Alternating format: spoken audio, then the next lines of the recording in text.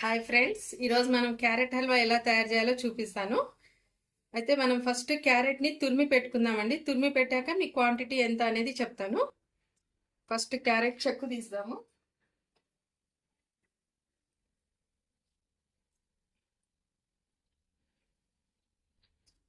First carrot ఇలా చెక్కు తీసి పెట్టుకోవాలండి, అన్ని క్యారెట్స్. నేను క్వాంటిటీ అనేది మీకు తురిమిన తర్వాత చెప్తాను.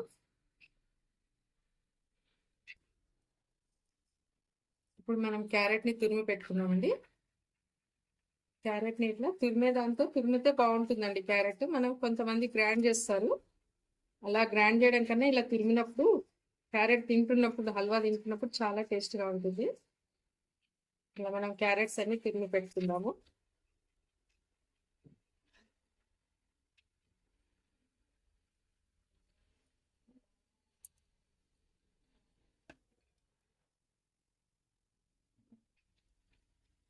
ఇలా మనకు వస్తుందండి క్యారెట్ తురుముతుంటే పెద్ద పెద్దగా వస్తుంటాయి. మనం కట్ చేసి గ్రైండ్ చేసుకున్నాం అనుకో చిన్న చిన్న పీసులు వస్తుంటాయి. అప్పుడు అంతా టేస్ట్ అనిపించదు, బాగానే ఉంటుంది అది కూడా, కానీ ఇలా తిన్నప్పుడు చాలా బాగుంటుంది క్యారెట్.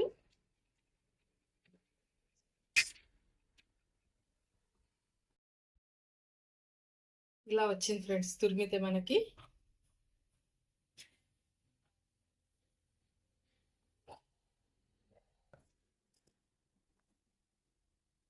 ఇప్పుడు మన క్యారెట్ హల్వాకి కావాల్సిన పదార్థాలు చెప్తానండి మీకు.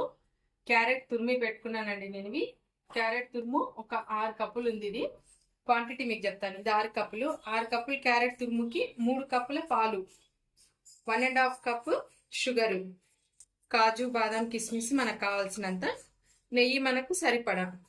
ఇప్పుడు ఎలా తయారు చేయాలో చూపిస్తాను. ఇప్పుడు మనం స్టవ్ ఆన్ చేసుకొని ఒక గిన్నె పెట్టుకుందామండి. ఫస్ట్ మనం దీంట్లో కాజు బాదం కిస్మిస్ వేయించుకుందాము. కొంచెం ఆయిల్ వేద్దాము. ఇప్పుడు సారీ గీ వేద్దాము.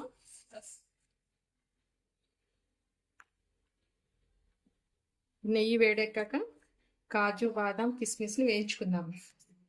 నెయ్యి వేడెక్కిందండి. ఇప్పుడు మనం కాజు బాదం కిస్మిస్ దీంట్లో వేసి వేయించుకుందాము.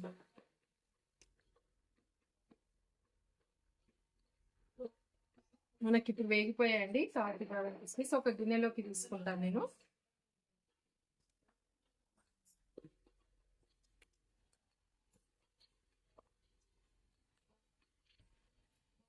కొంచెం నెయ్యి వేసుకొని ఇదే గిన్నెలో మనం క్యారెట్ కూడా వేయించుకుందామండి.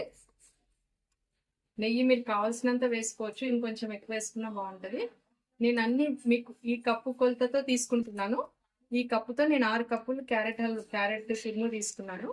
మీకు ఇప్పుడు చూపిస్తాను. నేను ఇందాక నేను తురిమి పెట్టుకున్న క్యారెట్ తురుము మొత్తం దీంట్లో వేసేసానండి. మొత్తం 6 కప్పులు అవుతుంది. మీకు కొలత చెప్పాను కదండి. 6 కప్పులు క్యారెట్ తురుముకి 3 కప్పుల పాలు, 1 కప్పు షుగర్.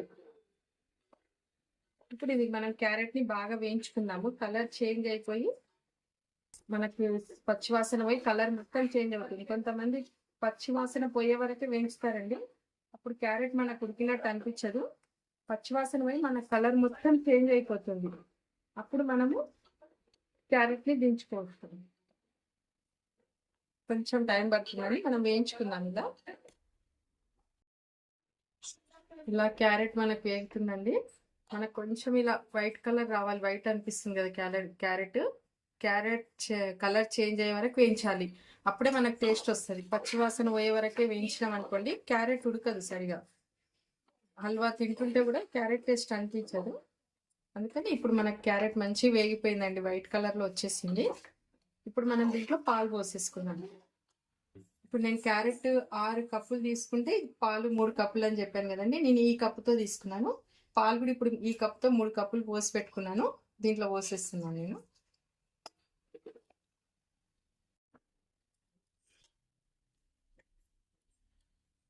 ఈ కప్తో పోసుకున్నానండి.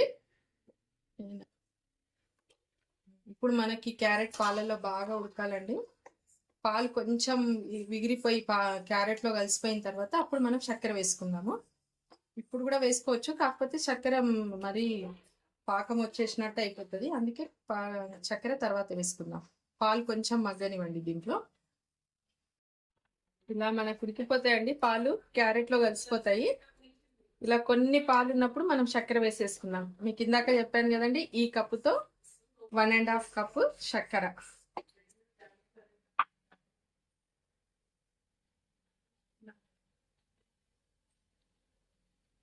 నేను చెప్పిన క్వాంటిటీతో చేయండి, క్యారెట్ హల్వా చాలా టేస్ట్ వస్తుంది.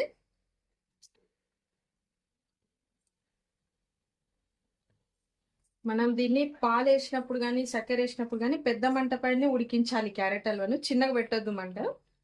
కింద ఫ్లేమ్ పెద్దగా పెట్టినప్పుడే మంచిగా ఉడుకుతుంది క్యారెట్. చిన్నగా పెట్టామనుకోండి వాటర్ ఎక్కువ ఊరుతూ ఉంటుంది. అందుకే పెద్ద ఫ్లేమ్ పైన ఉడికించుదాము. ఒక 5 మినిట్స్ టైం పడుతుందండి. ఇప్పుడు కలర్ చేంజ్ అవుతుంది మనకి, అప్పటి వరకు ఉడికించుదాము. ఒక 5 మినిట్స్ టైం పడుతుంది. మనకి ఇప్పుడు ఇలా అయిపోయిందండి క్యారెట్ హల్వా. మొత్తం నీరు మొత్తం గుంజేస్తుంది, క్యారెట్ లో మొత్తం ఇంకిపోతుంది. మనకి ఏంటంటే పాలు వేసాక చక్కెర వేసాక కింద ఫ్లేమ్ మాత్రం పెద్దగానే పెట్టాలి. చిన్నగా పెడితే నీరు ఇంకెక్కువ ఊడుతుంది. పెద్ద ఫ్లేమ్ తోనే చెయ్యాలండి. మొత్తం వాటర్ మొత్తం ఇంకిపోయింది.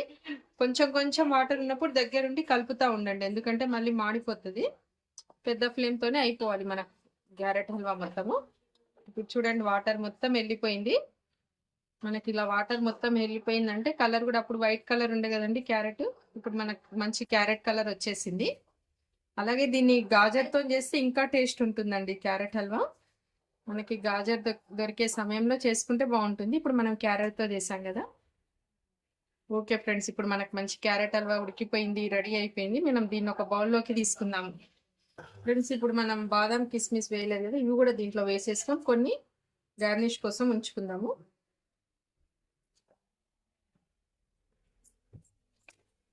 చేసి కలిపేసుకుందాము.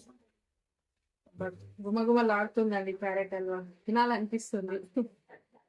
మా కిట్టి పార్టీలో క్యారెట్ హల్వా ఎక్కడికి వెళ్ళినా, మేము పిక్నిక్ లాగా ఎక్కడికి వెళ్ళినా క్యారెట్ హల్వా మాత్రం నాకే అప్పచెప్పేవాళ్ళు. నా క్యారెట్ హల్వా అందరు బాగా నచ్చేవాళ్ళండి. మీరు కూడా ట్రై చేసి చూడండి ఫ్రెండ్స్, బాగుంటుంది. దీన్ని ఒక మనం గిన్నెలోకి తీసుకుందాం. ఓకే ఫ్రెండ్స్, మనకు క్యారెట్ హల్వా రెడీ అయిపోయింది. చాలా టేస్టీగా ఉంటుంది. మీరు కూడా ఒకసారి తిని చూడండి ఎంత బాగుంటుందో. ఇప్పుడు నేను చెప్పిన క్వాంటిటీస్తో చేయండి. నాని, టేస్ట్ చేసి చూడు, ఎలా ఉందిరా? సూపర్ ఉంది అత్తి. థ్యాంక్ యూ నాన్న, చాలా బాగుంటుంది. మీరు కూడా చేసి చూడండి. Thank you friends.